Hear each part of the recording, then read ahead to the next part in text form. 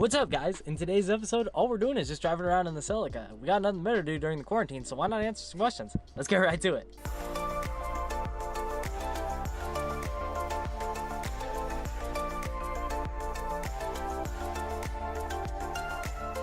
Alright guys, let's get right into it.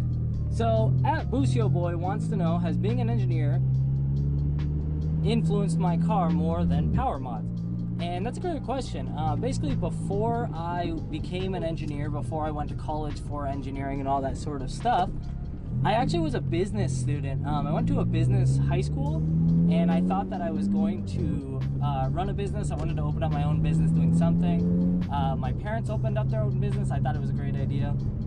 And initially I thought I was going to go into that. Well, I actually got my first car, this one, and it really inspired me to do more work with cars. After becoming an engineer and kind of going through the schooling, I became more mechanically inclined, wanted to squeeze more power out, wanted to do more things that dealt with the car's internals and stuff like that. However, even still now, being an engineer, I really look at a lot of the things and I kind of try and figure out how to make my car better. One of the things that I've done recently is build a splitter kit, which is actually on my YouTube channel. I built that not for aerodynamics. I didn't do any wind testing or anything like that, but I wanted to protect the car, and I knew that using a aluminum composite was going to be the best way to do it. So if you guys watch that video, that's what I ended up doing. Was I ended up getting a sheet of aluminum composite and building a splitter kit, because I knew that the tensile strength of the material would be enough to really protect the fiberglass that was on my body kit.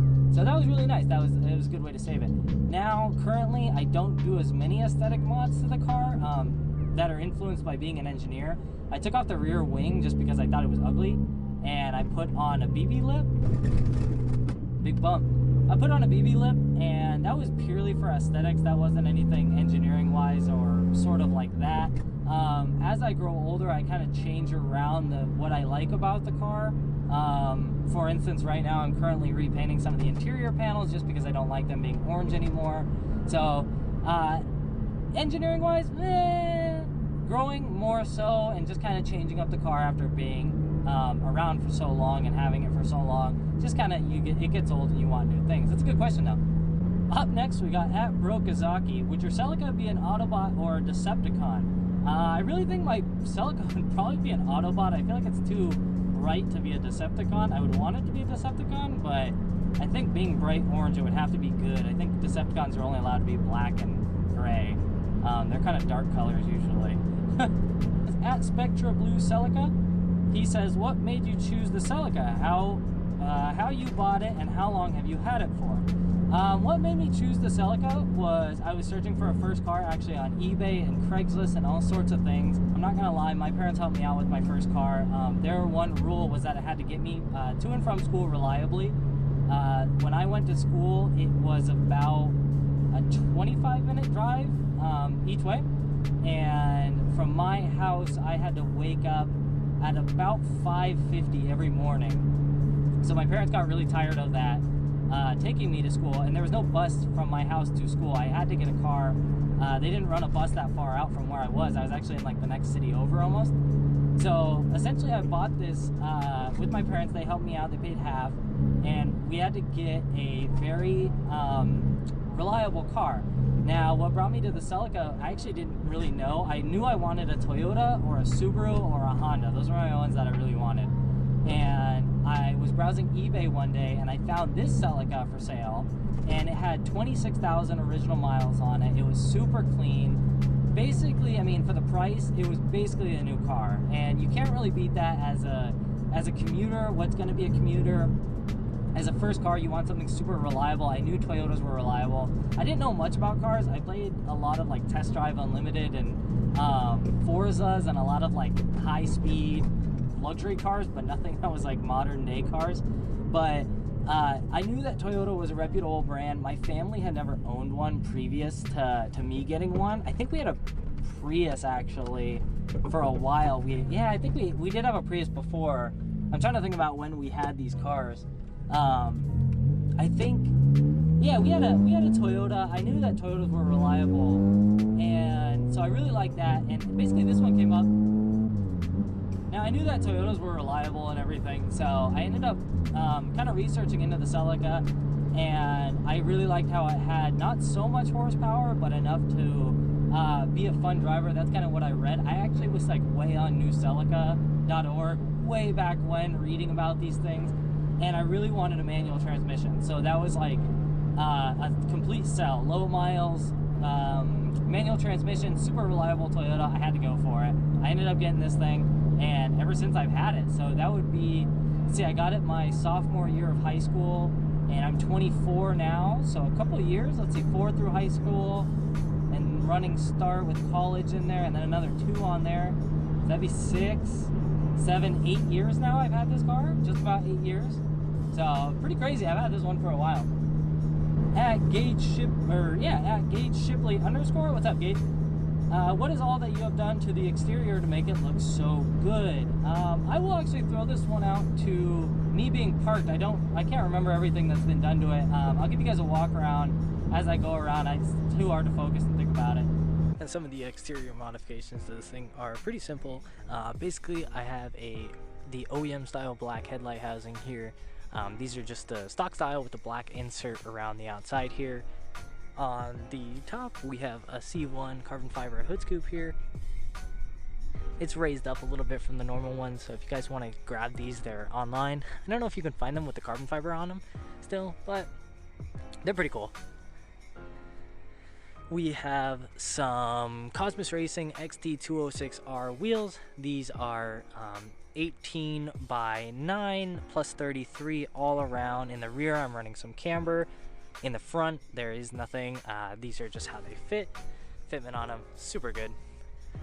On the front end, we have the pre-facelift front bumper. This version right here that I have is polyurethane. It's like a recopy of the stock one with M2 front lip. Now, they don't make these anymore, so that's why I always say when people ask about them, they're not there. But you can find them used every now and then. Sometimes they'll pop up. The fog lights, I don't actually have wired in right now. I use the fog light wiring for the light bar. There's a 24-inch light bar between the splitter rods, and that actually helps me see at night. The stock headlights are just okay for a 25-year-old car. I've upgraded the bulbs and stuff like that, and I just like the light bar on there. It's fun. On the sides, we have these custom-made side skirts. If you guys haven't seen, I put the side skirts have a splitter on them that's custom made, as with the front. I have a video on that coming up. On the windows, we have some window visors here to protect from the rain. Being in Washington, I like to drive with my windows down a little bit just so it doesn't get stuffy. There they are. Coming around on the rear, little shorty antenna. This is just off of eBay. A lot of people run the S2000 one. This is just the one off of eBay. And it used to be blue. It's actually not. I haven't listened to the radio in God knows how long, so I don't even change it out. I probably should buy a new one though. If anybody wants to send me one, let me send me one. On the rear, we have a BB lip here instead of the stock one. I welded down all these holes from the stock spoiler and covered everything up. We have this BB lip on the back, and that's everything that's done externally. TRD exhaust here, got a big old exhaust on the back, ready license plate rep to rep the Supercharger there. Other than that, that's everything on the outside. I still have the stock taillights and everything. At Celica _fan, how much horsepower does your car has? It has 245-ish wheel horsepower, depending on which dyno it's on. The original time I got it tuned, it was right about 217 on a Mustang dyno. And since then, I've bumped up the methanol, done some tuning with one of my friends, and the last run that we made on the in-garage dyno was like 245, around there. Plenty of fun for what this car has. Weight-wise, it's about 2,500 with me in it, and it feels really good to drive, actually. The power band is awesome. At 00 Celica GTS says, how much did the whole build cost? Too much. At J.A. Collier 97 says, is it true that your Celica Nation stickers add 5 horsepower to your car? Asking for a friend. That is true. They do add 5 horsepower. If you guys want to get some, I just ordered new proofs. They're going to be out soon. After this video, they won't be out before this video because I'm still working on finding a supplier that I really like the quality for. But we do have 3 new designs. Hopefully they'll be done soon, so hopefully you guys can go grab those if you want to support the channel, if you want to support me, and kind of build a culture around these Celicas. I'm totally out for it. I'll have those in the mail soon, and get ready for them. At nick.siebes on Instagram says, what mod you would say everyone should do to their 7th gen Celica immediately? That's a tough one. It's between wheels and coilovers. I think the wheels that come on the Celica are super skinny. They're only like 6.5 or 7 inch wide. I don't exactly remember, but they're super skinny. They're not really that good for traction wise, and that's what these cars are built for, is traction and like fun driving through the mountain roads. I would personally say either get wheels or suspension, and either go with a set of used wheels, 5x100s. They're everywhere. Subarus use them. Everybody uses them. They're super easy to find. Get something with good tread on them and good wheels. Get something that's at least 8 inches wide if you can, or get coilovers or shocks and springs. I would almost lean towards getting suspension, because then you can figure out your wheel setup a little bit better when you figure out what's going on with the tabs on the fender liner. And a lot of times you'll need to cut that tab that's on the inside rear of the fenders to make wheels fit there. But I think that these cars look like monster trucks if you don't have suspension on them, so I'm kind of leaning towards more suspension now that I'm thinking about how ugly they look on stock suspension. At Redline Ricer, hey man, what's up? Good to hear from you. He says, what motivates you to build your car? Basically, this car is totally for me. I don't really care what other people think, and you should never think about that when it comes to other people and your car. Essentially, this car is meant for me to just have fun in. I think I like to get in it. I like to have a lot of smiles when I drive it, and that's really what it does. So what motivates me to do it is to really have a lot of fun while driving it. And that means putting in supercharger, doing suspension, all that sort of stuff. So I really find enjoyment in driving. I find it as a good escape from the normal day to kind of just get away from whatever you're doing and be able to go out and do this. It's really awesome. Living here, living in America, a lot of people actually have cars and stuff like that now. I can't really say it's not too uncommon, but when my mom grew up in Vietnam, Man, I accidentally just launched my camera while accelerating there. It's kind of set up weird, and I was gunning it. I wasn't even thinking that the camera was going to fall, and totally dropped it. To get back to your question, basically, I think that we're super fortunate to have these cars. Actually, a lot of people that I know may not even have cars. There's a lot of viewers that are from overseas in different areas that don't actually have access to having their own car. There's a lot of people even in America who don't have cars. So being able to build a car for yourself, for fun activities to have, I mean, this is by no means a daily driver anymore. I very rarely take it out. Usually I'll take my truck or the Mini Cooper if I need to go run an errand or something like that. And this really is just like a weekend warrior kind of, let's go have fun in it. And being fortunate enough to have something like that is awesome, but that's what I build it for, is let's take it out on the weekend, let's go smile, let's have fun, let's get my mind off things and get away from the mundane sort of thing and just make a lot of noise and drive around and have fun with it. I think that's the best thing you can do, is just have fun in life. So if you have a whole car for it, yeah, it's awesome. The next question, at Celi_low, best budget springs / coilovers for street use. I think that the best is probably Megan. I think those are about $399, $400 US. I've heard people really enjoy those. I haven't experienced them myself, but from what I heard, people recommend them. I would stay away from Racelands if you can. I heard that those will dry out pretty quick and you'll get some bumps and a lot of cracks or sort of like pops when you drive. So I'd probably stay away from the Racelands, but I think I would say Megan's. If you're on a budget, go with something Megan.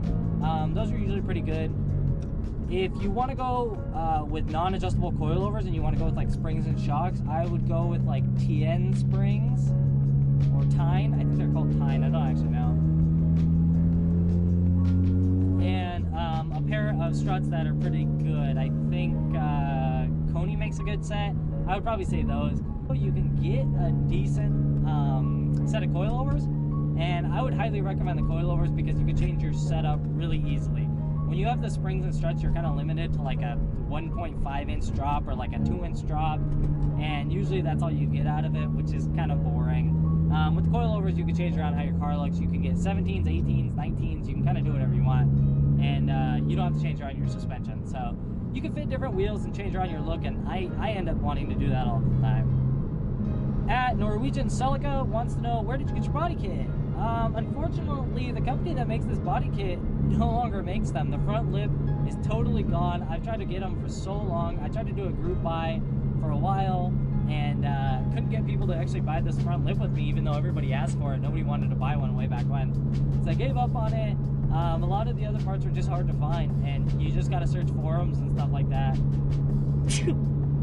A good thing to do is search the Facebook groups, search like New Celica and stuff. People will always throw up stuff.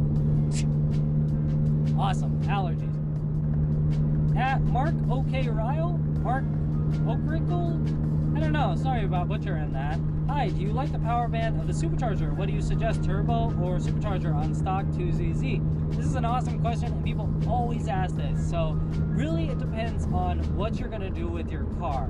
And if you're going to be driving normally, kind of daily driving, weekend warrior sort of deal, I think Supercharger is way better. It makes your power curve way more linear. Basically, no matter where I'm at in my power band, I have power. So if I'm really low and I just want to step on it to get away from a light or just to accelerate to pass somebody, the Supercharger is right there. You don't have to wait for boost to kick in, it's there. The Supercharger is very limited on like top speed, but with Toyota's VDT-Li, it kind of gives you that little oomph in the high RPMs. So mating them together gives you this power curve that's like really linear and nice. With a turbo, it's really hard because you have nothing down low unless you have a really small turbo, and you can spin it up really fast. So like the T28s are a good size. The GT like 35 is huge, and for some reason they sell it for the Celica. The GT28 is also an option, which is also like a top end turbo. So by the time you end up getting up into boost like 4,000 RPM and your lift kicks in and everything kicks in, it's already time to shift. So it really depends on what you're doing. Like if you're mountain cruising and like you just want to like really have fun, the turbo is going to be really hard to actually activate and keep in boost because you're always just going to be sitting at redline, and like that's just going to hurt your motor and it's not going to be very fun. It might be for a little bit, but like you're probably going to feel like you're stressing your engine far out. So if you are somebody who chases speed, like street races and all that sort of stuff, I would recommend turbo. I would recommend going with something like moderately sized, like a GT28. These cars are all about usability, so finding something that's usable is really the important part. And so if you build a car and you can't use it, it's not fun. Let's see, at meerkat_mengm, I can't see the rest of your name. You said 2 red circles. 2 blue circles, right back to you, man. At Mitch Dore says, will you take the quarter mile soon? One of the things that I built this car for was autocross, so I hope to get out to a lot of things this summer if coronavirus kind of slows down and we can have events again. I do want to race it in the quarter mile. I did one race prior that I actually liked the time without the Supercharger and everything that was on there. I've done one before way back when, and I think it was like a high 15s. I was on like 7.5 inch wide wheels, and I really didn't have tread or anything like that. And it was like a high 15s or something like that. It was actually pretty bad, almost 16 seconds. I'm not that good of a driver, to be honest. Like, I like driving around, but I'm not a good shifter, and I'm not a good like top speed kind of like maximizing the power band. I get too nervous to actually put the car in redline and all that sort of stuff, which is pretty bad. Now, at Colton McAllister on Instagram wanted to see a pull through all 6 gears to redline, and let's see how far we could actually get. So